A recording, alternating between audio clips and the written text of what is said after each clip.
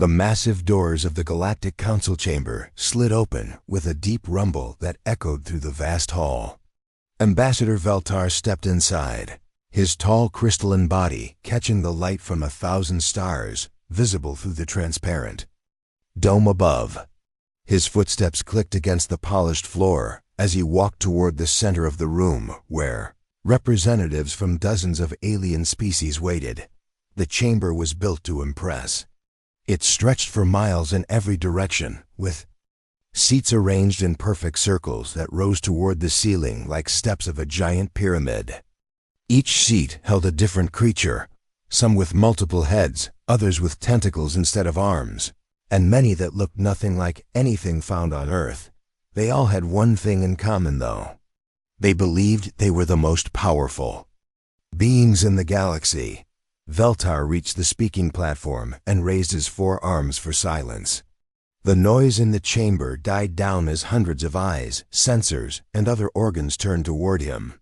His voice carried clearly through the air, translated instantly into every language spoken by the assembled delegates. "Fellow members of the Galactic Council," he began, his tone filled with disgust. "We have a problem. A new species has discovered. Faster than light travel. They call themselves humans." A wave of chittering, growling, and other sounds swept through the chamber. Some delegates laughed. Others made dismissive gestures with whatever limbs they possessed. The idea that any new species could be a threat seemed ridiculous to them. "These creatures are primitive," Veltar continued. "They have no natural armor, like the Krathari, no telepathic abilities like the Mindari, no hive intelligence like the Zergtok. They are soft, weak beings who fight among themselves and destroy their own planet." From his seat in the front row, Hive Mind Crix leaned forward. The massive insectoid creature was 12 feet tall, even while sitting. His compound eyes glittered as he spoke in a voice that sounded like grinding metal. "If they are so weak, why do we waste time discussing them? Send a single patrol ship to destroy their worlds and be done with it." More laughter filled the chamber. Several delegates nodded their agreement. The Brutalis General Thokran stood up, his muscular body towering over nearby seats. Scars covered his gray skin, each one a trophy from battles across the galaxy. "The hive mind speaks wisdom," Thokran growled. "These humans have no warrior culture. They wage war with machines instead of claws and teeth. They hide behind metal walls instead of fighting with honor. They are cowards who do not deserve to exist." Ambassador Veltar smiled, showing rows of sharp teeth. "Exactly my thoughts, General. But the humans have spread to several worlds already. They must be dealt with properly to send a message to any other species that might think to challenge our authority." He pressed a control on the platform, and a holographic display appeared above the chamber. It showed a 3-dimensional map of local space with human colonies marked in red. There were 12 worlds scattered across nearly 50 light years. "The humans have established colonies here, here, and here." Veltar pointed to different locations. "They have built what they call defense stations around their primary world, Earth. They believe these toys can protect them from us." The display zoomed in to show Earth's orbital defenses. The assembled aliens studied the human weapons with the same interest they might show in examining insects under a microscope. The defense stations looked impressive to human eyes, but to species that had been building warships for thousands of years, they seemed pathetic. "Look at this," General Thokran laughed, pointing at the display. "They mount their weapons on the outside of their ships. Any child knows you hide weapons inside the hull for protection. These humans know nothing about real warfare." Commander Xyleth of the Void Hunters nodded her sleek head. Her species had conquered 40 systems in the past century alone. "Their ships are built for exploration, not war. They have windows you can see through windows." As if space combat is something to watch for entertainment, the laughter grew louder. Even the usually serious Eternal Judges were making sounds that might have been chuckling.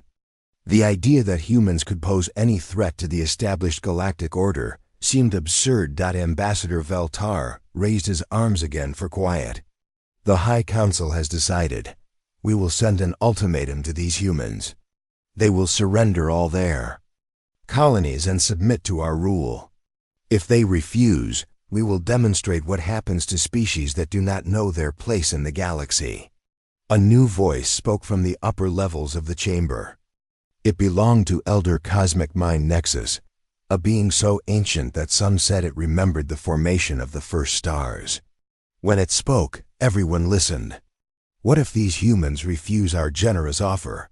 Veltar's smile grew wider. Then we will gather a fleet from all our member species. 500 ships should be more than enough to eliminate every human world.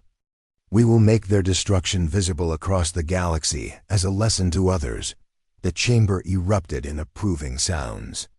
Delegates began volunteering their fleets for the coming battle.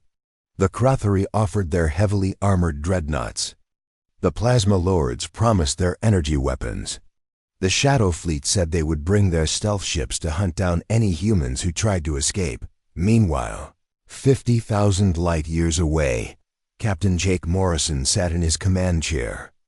Aboard the USS Defiant, the bridge around him hummed with quiet activity as his crew monitored space around the human colony of New Texas. Morrison was a career military officer, 38 years old with gray starting to show in his brown hair.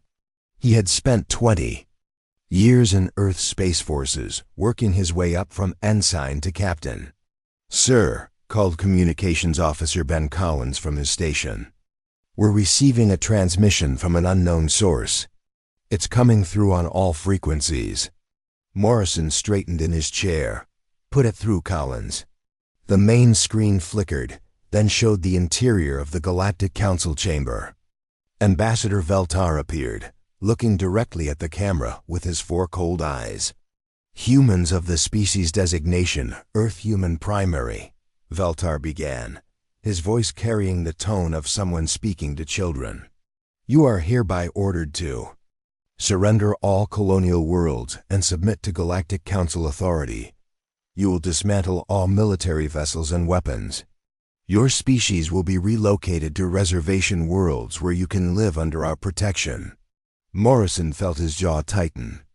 Around the bridge, his crew had stopped their work to listen. Commander Lisa Rodriguez moved closer to his chair, her dark eyes fixed on the screen. "You have 7 of your planetary rotations to comply," Veltar continued. "If you refuse, a combined fleet will remove you from all worlds you currently inhabit. This is not a negotiation. This is notification of your fate. Choose wisely." The transmission ended, leaving the bridge in silence. Morrison looked around at his crew. These were good people, men and women, who had volunteered to serve far from Earth to protect human colonies. They deserved better than threats from aliens who had never bothered to learn anything about humanity. "Collins," Morrison said quietly, "send a message to Earth Command. Tell them we've received first contact with hostile aliens. Request immediate instructions." "Yes, sir," Collins replied, his fingers flying over his controls. Commander Rodriguez leaned closer to Morrison's chair. "Sir, what do you think Earth Command will say?" Morrison stood up and walked to the main screen, which now showed the peaceful colony world of New Texas below them. 50,000 humans lived down there.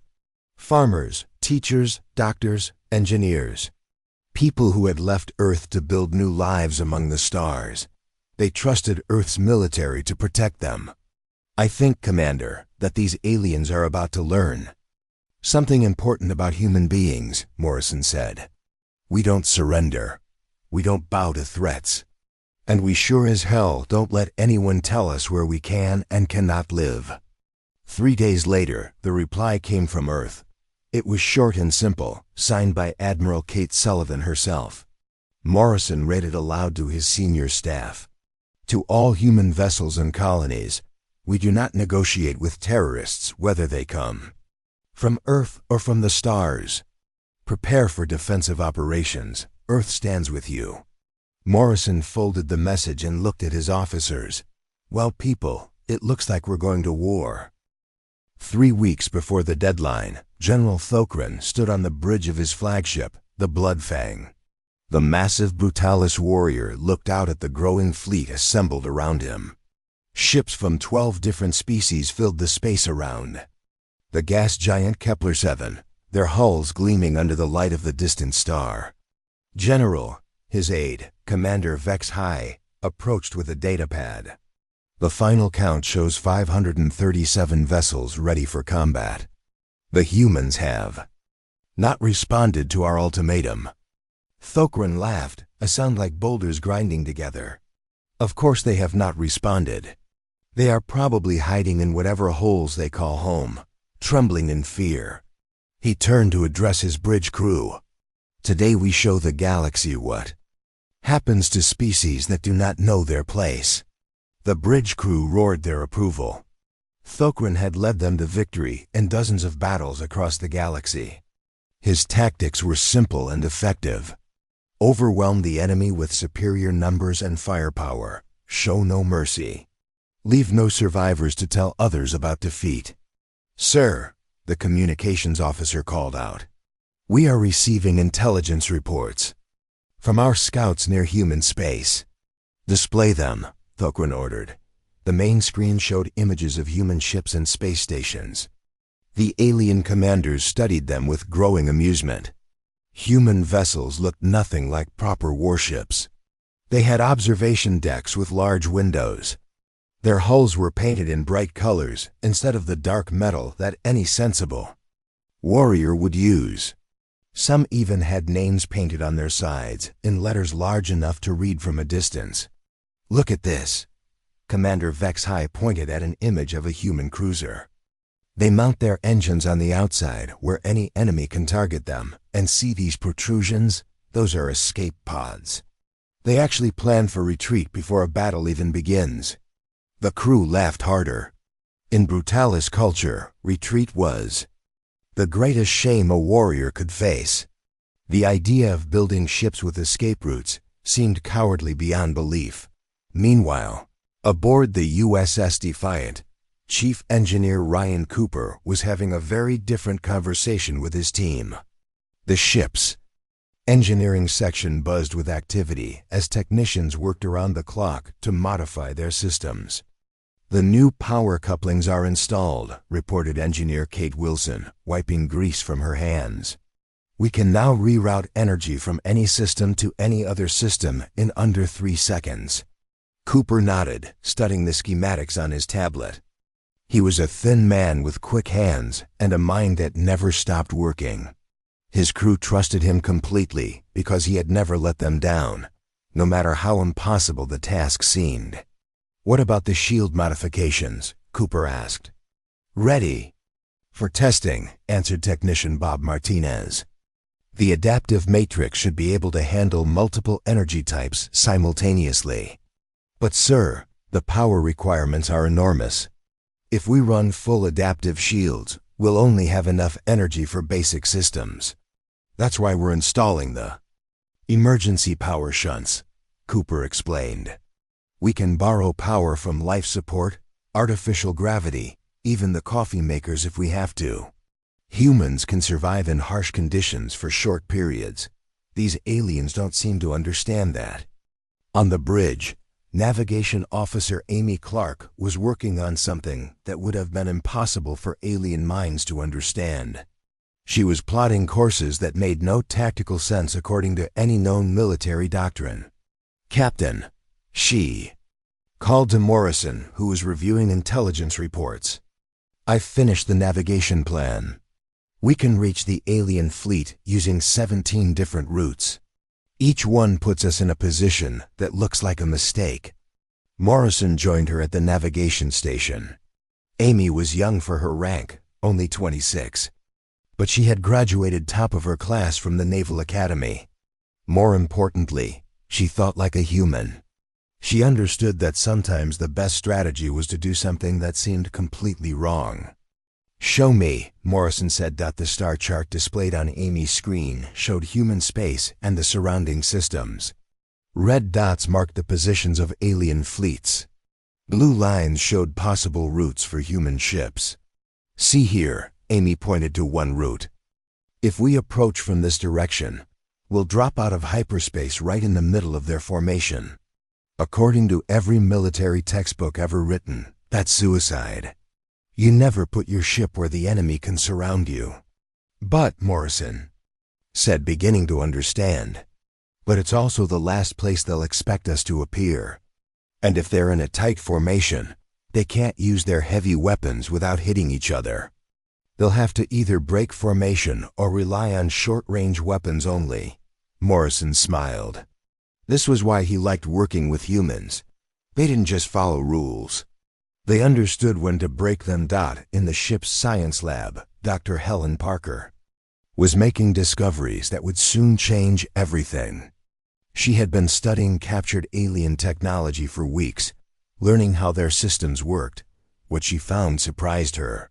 "The aliens are incredibly advanced," she explained to her assistant, Dr. Mark Johnson.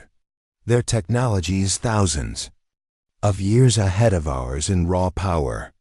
But they're also predictable. Everything follows patterns. Their shield frequencies, their weapon cycles, even their communication protocols. It's all based on mathematical formulas that never change." Dr. Johnson looked at the data on his screen. "That doesn't sound like a weakness." "It is if you're fighting humans," Dr. Parker replied. "We adapt, we improvise. We change our tactics in the middle of battle. These aliens seem to have forgotten how to do that. They've been using the same techniques for so long that they can't imagine doing anything different." She pulled up another display showing alien fleet formations. "Look at this. Every species arranges their ships the same way. They did 1,000 years ago. Heavy ships in the center, fast ships on the outside, support vessels in the rear. It's textbook perfect. And textbook predictable," Dr. Johnson realized. "Exactly. If we can disrupt their formation, they won't know how to respond. They'll keep trying to return to their standard positions instead of adapting to the new situation."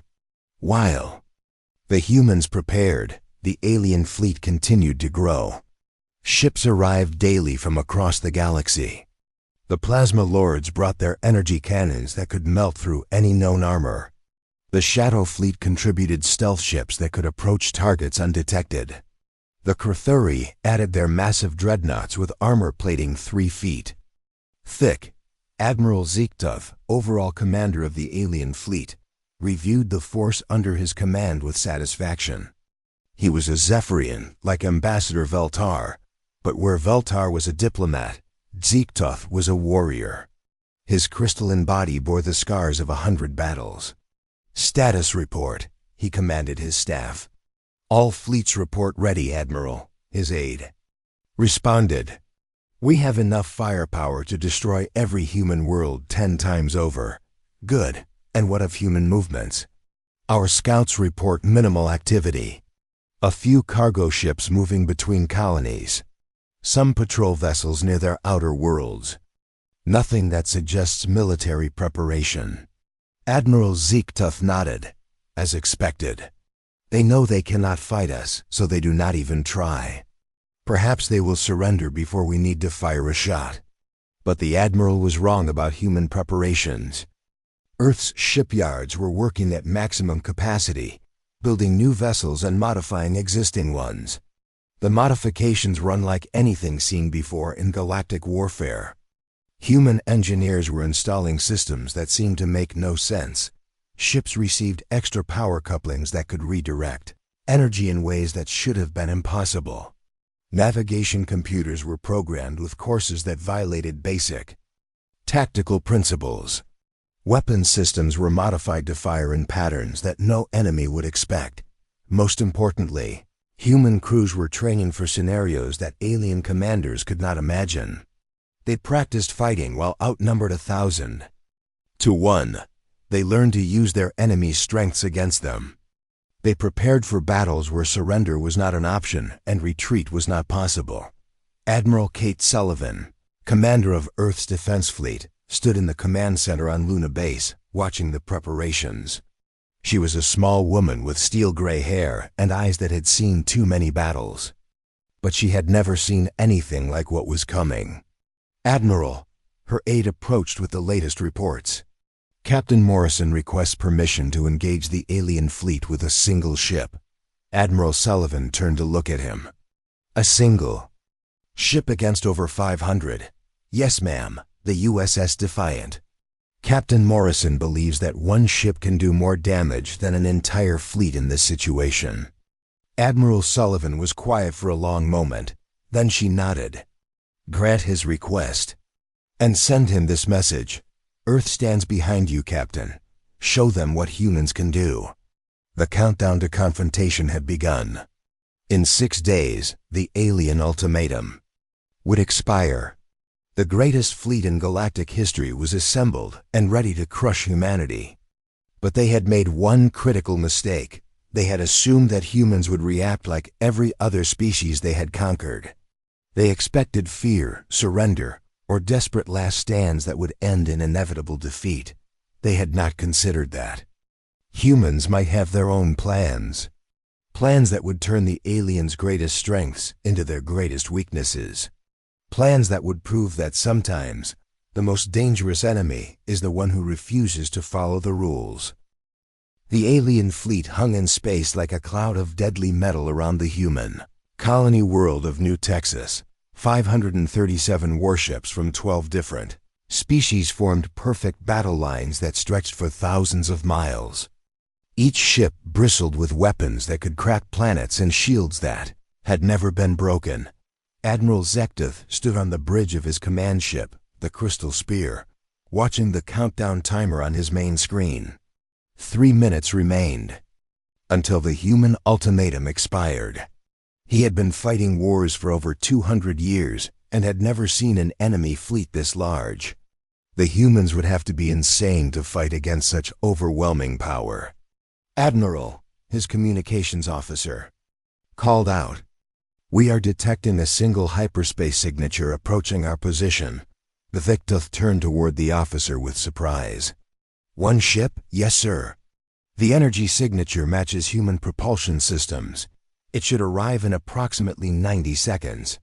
Around the bridge, alien officers looked at each other in confusion. General Thokren, who had joined Zektoth for the final assault, began laughing so hard his massive body shook. "One ship," Thokren wheezed between laughs. "The humans are sending one ship to fight our entire fleet. I have heard of courage, but this is pure madness." Admiral Zektoth was not laughing.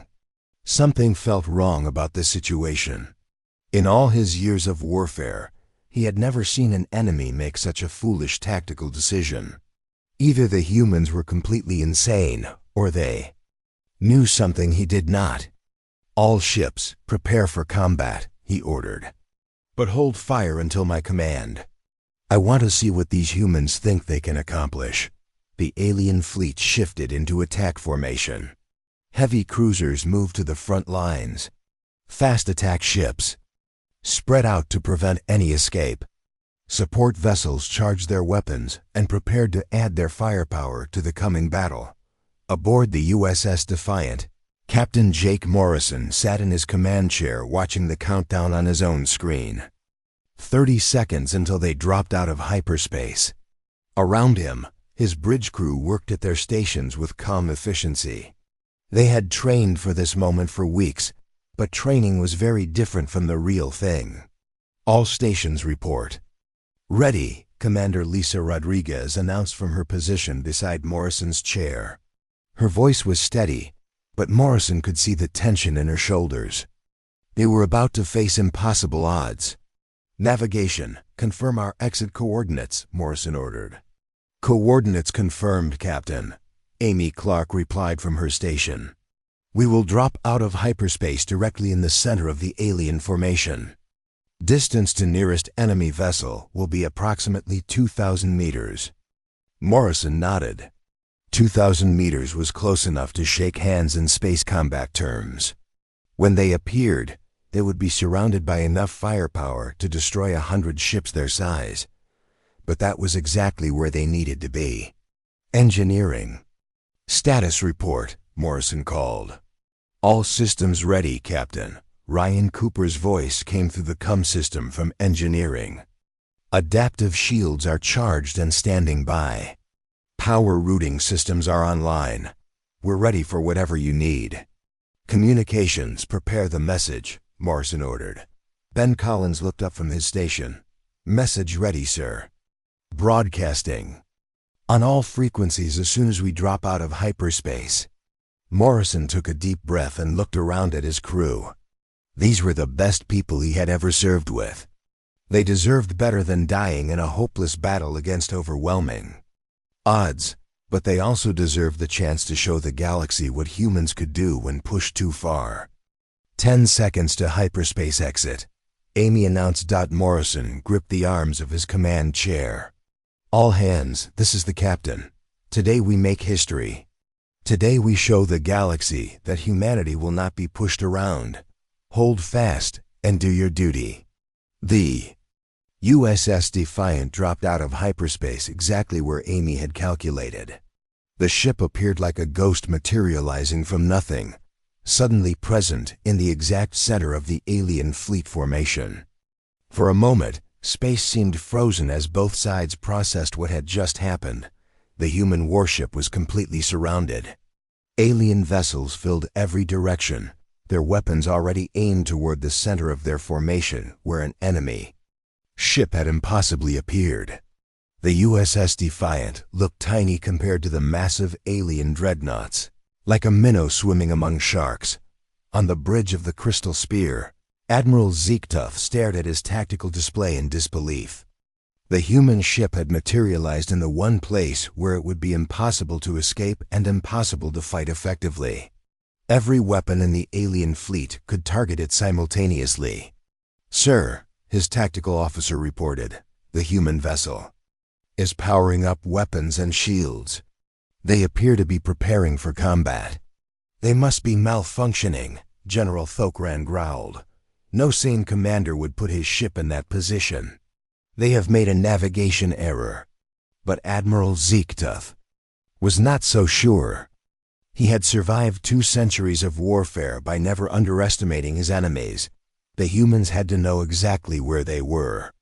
This had to be intentional. Aboard the USS Defiant, Ben Collins activated the communications array and sent the prepared message to every ship in the alien fleet.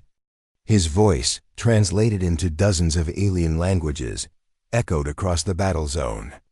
This is Captain Jake Morrison of the United Earth Defense Force vessel, USS Defiant. You are in violation of human space and have threatened civilian populations. You have 30 seconds to withdraw your forces and depart this system, or we will consider your presence an act of war. The message was met with silence for exactly 3 seconds. Then laughter began coming from alien ships across the fleet. The sound filled every communication channel as hundreds of alien commanders found the human ultimatum hilarious. General Thokran was laughing so hard he could barely speak. 30 seconds? They give us 30 seconds to withdraw? 1 ship against 500, and they think they can make demands? Admiral Dektuth was not laughing.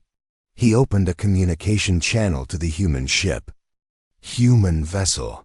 This is Admiral Zeektuff of the Galactic Council Fleet. You are surrounded and outnumbered 500 to 1. Surrender now, and your deaths will be quick. Captain Morrison's reply came immediately. Admiral, this is your final warning. Withdraw now or accept responsibility for what happens next. The laughter from the alien fleet grew louder. Several commanders began making jokes about human stupidity over the open channels. The idea that 1 ship could threaten their massive fleet seemed like the funniest thing they had ever heard. Admiral Zeektuff had heard enough. All ships, open fire. Destroy the human vessel. The order went out across the fleet instantly. 537 alien warships turned there. Weapons toward the center of their formation where the USS Defiant waited. Energy cannons charged, missile tubes loaded. Plasma weapons began building power for firing. Incoming fire from all directions. Lieutenant Commander Steve Mitchell reported from his tactical station. Estimate over 10,000 individual weapon systems targeting us. Morrison looked at the tactical display showing the impossible number of incoming threats. Red dots filled the screen completely, representing more firepower than any single ship had ever faced in the history of galactic warfare. All hands brace for impact, shields to maximum. Execute evasive pattern Alpha. The alien fleet fired as one. Thousands of energy beams, plasma bolts, kinetic projectiles, and exotic weapons converged on the space where the USS Defiant hung motionless. The combined firepower was enough to destroy a small moon. The light from the weapon's discharge was visible from other star systems. For a moment, space itself seemed to burn as the incredible volume of fire concentrated on a single target. Every alien commander watched their screens, expecting to see nothing but debris where the human ship had been.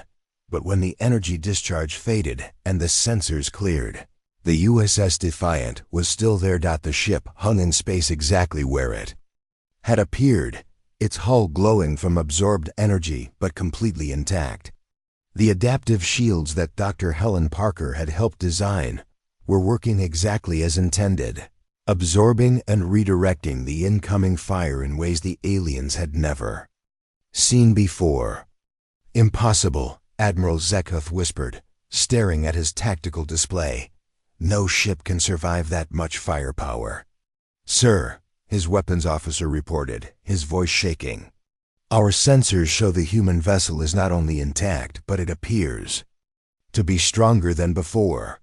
It's somehow using our weapon energy to charge its own systems. General Thokran stopped laughing. His scarred face twisted into a snarl of rage and confusion. Fire again. Pour everything we have into that ship. But Captain Morrison was not waiting for a second volley. Mr. Mitchell, you may fire when ready. Aye. Sir, Steve Mitchell replied, his fingers dancing over his weapons controls. Firing now. The USS Defiant's weapons came alive with deadly precision. But instead of firing randomly into the surrounding alien ships, the human weapons targeted specific points in the enemy formation. Each shot was calculated to create maximum confusion and disruption. The first salvo struck 3 alien ships simultaneously, but not to destroy them. The precisely aimed shots disabled their maneuvering thrusters, sending them spinning helplessly into the paths of other vessels. The perfect alien formation began to break apart as ships tried to avoid collisions with their disabled comrades. Evasive maneuvers, Morrison ordered. The alien fleet was falling apart. What had started as a perfect military formation was now a swirling mess of confused ships trying not to crash into each other. Admiral Zekhoth watched his tactical display with growing horror as red warning lights flashed across the screen. Collision alert on Deck 7, his damage control officer reported. The Cruthery Dreadnought Ironhide has struck the Plasma Lord vessel Sunfire. Both ships are reporting damage to their weapon systems. How is this happening? Zekhoth demanded. We outnumber them 500 to 1. How is one human ship destroying our formation? On the bridge of the USS Defiant, Captain Morrison was asking his crew for something that violated every rule of starship design. Engineering, I need you to reroute power from life support to the forward shields. We're going to punch through their battle line. Sir, Ryan Cooper's voice came through the com with a note of concern. If I take power from life support, we'll only have breathable air for about 20 minutes.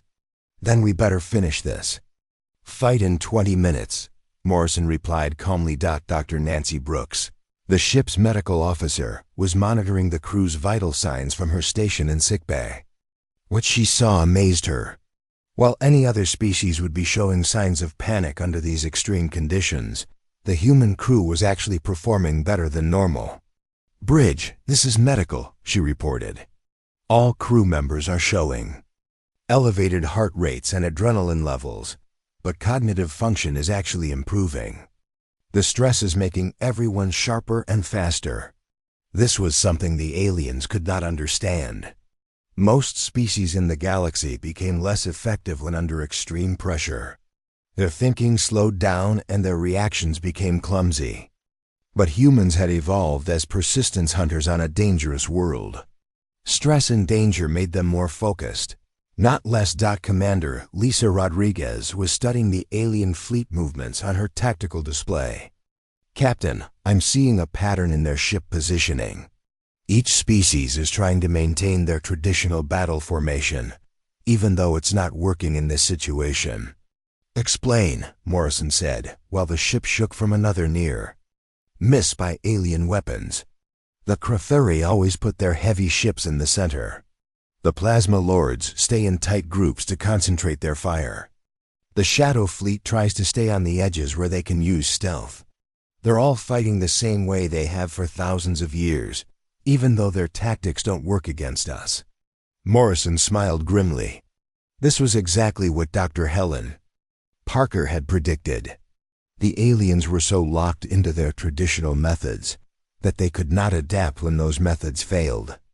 "Mr. Mitchell," Morrison called to his tactical officer, "target the command ship of each species group. Don't try to destroy them, just disable their communications.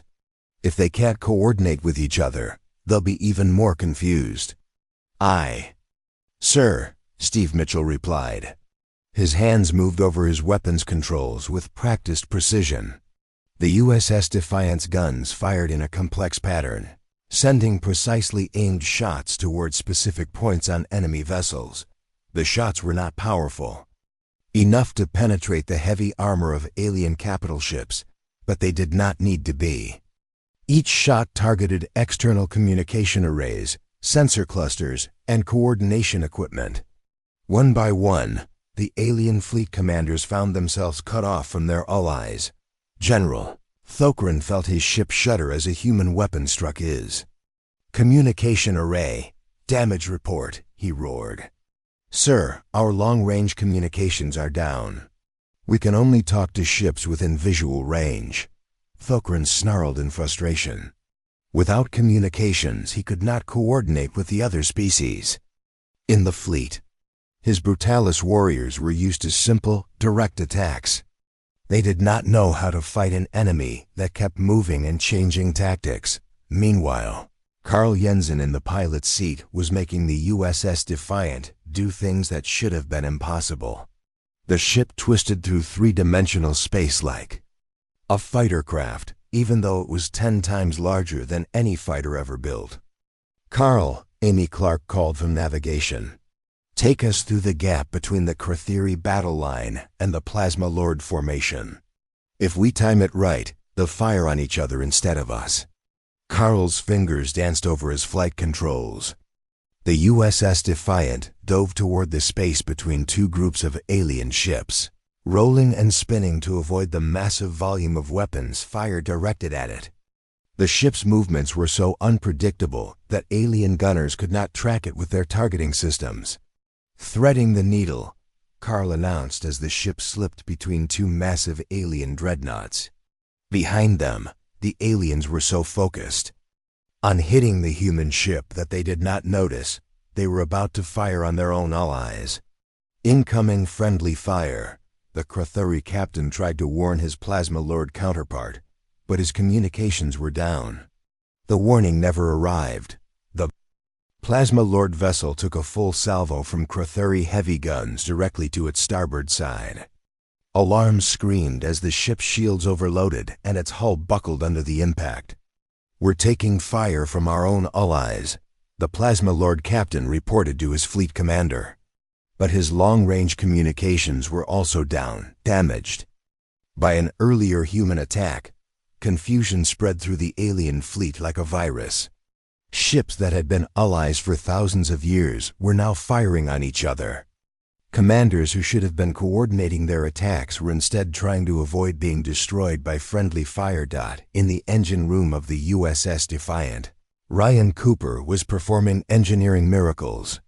He had rerouted power so many times that his control boards looked like a spider web of bypassed circuits and emergency connections. "Cooper to bridge," he called. "I've got the quantum tunneling drive online, but it's completely experimental. We've never tested it in combat conditions. What does it do?" Morrison asked.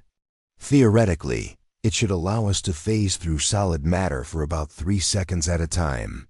But if the timing is off by even a millisecond, we could materialize inside an enemy ship. That would destroy both vessels instantly." Morrison considered this for exactly 2 seconds. "Do it."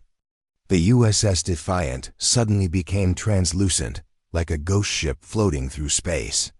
The alien weapons that had been tracking it passed harmlessly through its hull as if the ship were not there. But the human ship's own weapons could still fire normally, striking alien vessels that had no way to defend against an enemy they could not touch. "Impossible," Admiral Zichtuth whispered as he watched the human ship phase through one of his heavy cruisers. "Ships cannot become intangible. Physics does not work that way." But Admiral Zichtuth was thinking like an alien. He followed rules and accepted limitations. Humans, on the other hand, looked at rules as suggestions and limitations as challenges to overcome. The phasing effect only lasted 3 seconds, but that was enough. The USS Defiant materialized directly behind the alien fleet's main battle line, in a position where it could target the engines and weapon systems of multiple ships simultaneously. Steve Mitchell did not waste the opportunity. Firing full spread, he announced. The human ship's weapons lit up space with precisely aimed energy beams. Each shot struck a critical system on a different alien vessel. Engine cores overloaded. Weapon batteries exploded. Shield generators failed in cascading failures. That spread from ship to ship. "Sir," Amy Clark reported from navigation, "we've disabled 47 enemy vessels in the last 10 minutes. But more ships are moving to surround us again." Morrison looked at the tactical display. Despite everything they had accomplished, the aliens still had hundreds of ships left. The USS Defiant was running low on power, and his crew was pushing themselves beyond normal human limits. But that was when Morrison realized something important. The aliens were not trying to destroy his ship anymore. They were trying to capture it. "They want our technology," he said to Commander Rodriguez. "They can't understand how we're doing what we're doing, so they want to study our ship." Rodriguez nodded. "That's why they're using lighter weapons and trying to disable us instead of destroy us." Morrison smiled. The aliens had just made their biggest mistake yet. They thought they could capture human technology and use it for themselves. They did not understand that human technology was just tools. The real weapon was the human mind that used those tools. "All hands," Morrison announced over the ship's communication system. "Prepare for emergency combat maneuvers. We're going to show these aliens what happens when you try to cage a human." The final phase of the battle was about to begin, and the aliens were about to learn that capturing human technology was very different from understanding the human spirit that created it. Admiral Zichtuth stared at his tactical display in disbelief. His mighty fleet of over 500 ships had been reduced to fewer than 300 in less than an hour. Ships drifted powerless through space. Others limped away with critical damage. Some had been destroyed by friendly fire when the human ship somehow caused them to shoot at each other. "Sir," his tactical officer reported with a trembling voice, "we have lost contact with 60% of our fleet commanders. The remaining ships are requesting new orders." Zichtuth felt something he had never experienced in 200 years of warfare. Fear, not fear of death, which he had faced many times, but fear of the unknown. The humans were fighting in ways that made no sense according to everything he knew about space combat. "All remaining ships," he broadcast on emergency frequencies. "Abandon formation. Execute ramming attack. Destroy that human vessel at any cost." It was the order of a desperate commander who had run out of options. The ramming attack was considered The most shameful tactic in galactic warfare, used only when all other methods had failed. But Admiral Ziektoth no longer cared about honor or tactics. He just wanted the human ship destroyed, before it could cause any more damage. General Thokren received the order on his damaged flagship and felt a surge of savage joy. This was something he understood. No tricks, no complicated maneuvers, just pure brute force collision that would smash both ships into atoms. "All engines full power," he roared to his crew. "We ram the human ship and die with honor." The remaining alien vessels turned toward the USS Defiant like a pack of wolves converging on their prey. They abandoned all defensive formations and charged directly at the human ship, their engines glowing white-hot with maximum power. On the bridge of the USS Defiant, alarms were screaming as over 200 alien ships accelerated toward them from every direction. "Captain," Amy Clark called from navigation, "they're coming straight at us. No evasive patterns, no coordination. They're just trying to ram us." Morrison looked at the tactical display and saw what looked like certain death approaching from all sides, but instead of fear, he felt something else. These aliens had underestimated humanity from the beginning.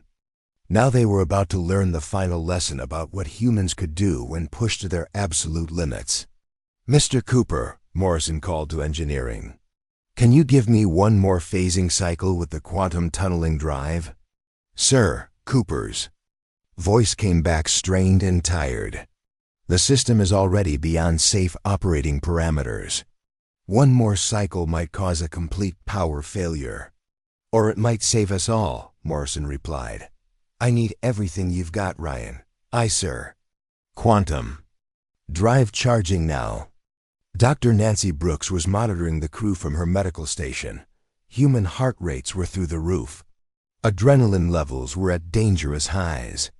But instead of breaking down under the impossible stress, the crew was functioning like a perfect machine. "Bridge, this is medical," she reported.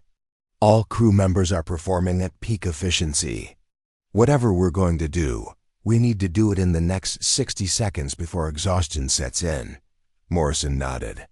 60 seconds to defeat an enemy that should have been impossible to beat. But that was exactly the kind of challenge that brought out the best in human beings. "All hands, this is the captain," Morrison announced over the ship's communication system. "We are about to attempt something that has never been done before in the history of space warfare. Hold on and trust in each other." The alien ships were close enough now that their hulls filled the viewscreen.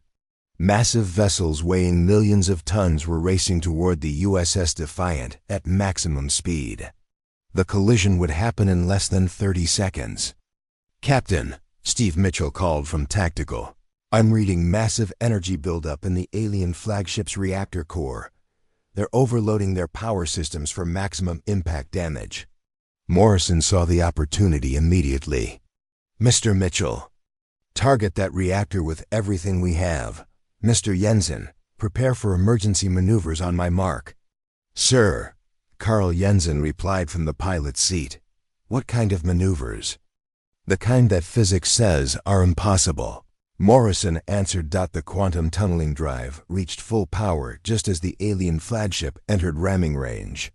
Admiral Ziektoth's vessel, the Crystal Spear, was leading the charge directly toward the human ship. The alien admiral had decided to destroy the USS Defiant with his own hands. "Fire," Morrison ordered. The USS Defiant's weapons struck the Crystal Spear's overloaded reactor core at the exact moment Morrison gave his next command. "Quantum phase now. All power to engines. Take us through their flagship." The USS Defiant became translucent and shot forward like a ghost ship. It passed directly through the Crystal Spear's hull just as the alien reactor began to overload from the weapons damage. For 3 seconds, the human ship existed in the same space as the alien flagship.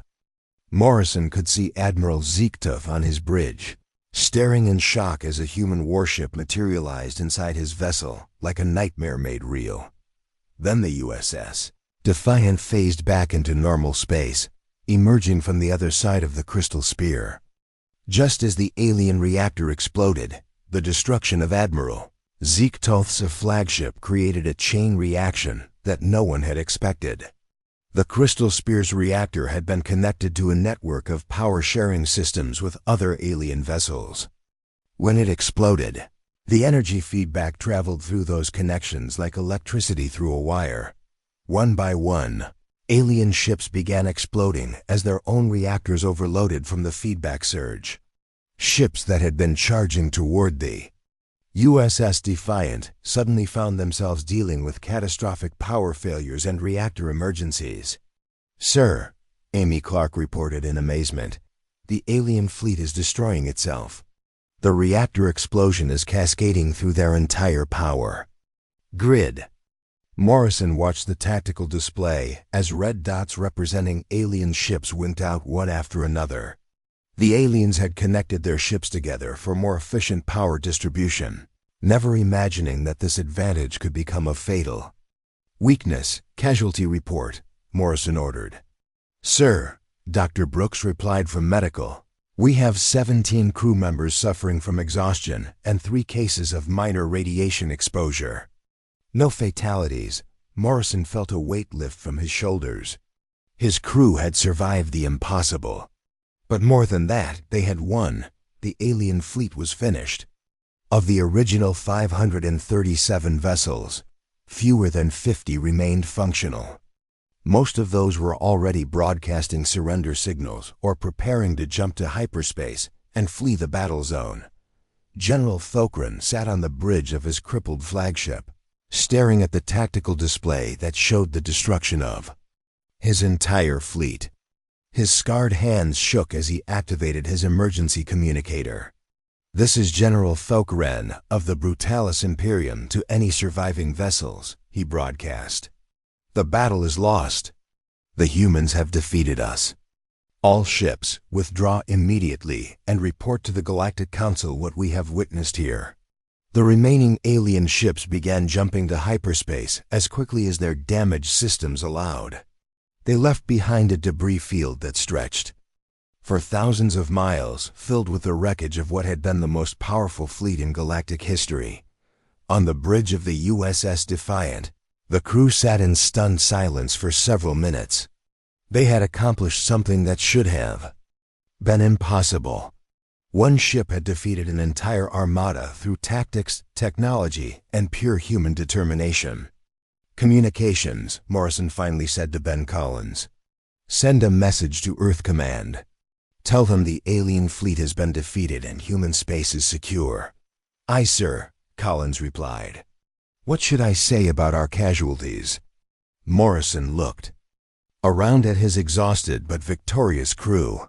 "Tell them we didn't lose a single person. And tell them that anyone who threatens human colonies should remember what happened here today." 3 days later, the emergency session of the Galactic Council was the most chaotic in the organization's history. Representatives from dozens of species shouted accusations and demands, while trying to understand how their overwhelming military advantage had turned into a humiliating defeat. Ambassador Veltar stood before the assembly, his crystalline form no longer proud and confident. "Fellow council members," he began, his voice barely above a whisper, "we have made a grave error in our assessment of the human species." The chamber fell silent as Veltar continued.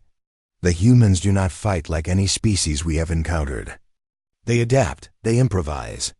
They turn our greatest strengths into our greatest weaknesses. One of their ships defeated our entire fleet." Elder Cosmic Mind Nexus spoke from the upper levels of the chamber. "What do you recommend we do about the bay human problem?" Veltar was quiet for a long moment before answering. "I recommend we leave them alone.